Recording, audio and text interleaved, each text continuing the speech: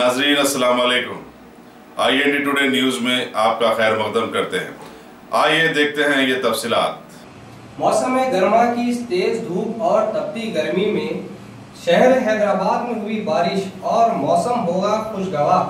तेलंगाना के बेशतर इलाकों, हैदराबाद और अतराफ वकनाफ के इलाकों में आज तेज हवाओं के साथ बूंदाबांदी और ज़ालाबारी के साथ बारिश से मौसम खुशगवार हो गया और गर्मी से परेशान लोगों को कुछ राहत मिली। बाज़ इलाकों में ओले भी गिरे और ट्रैफिक के बहाव में रुकावटें भी देखी गयी। वाज़ेह रहे कि महकमा मौसमियात ने बेमौसम की इस बारिश की 2 दिन कबल ही पेशकशी की थी।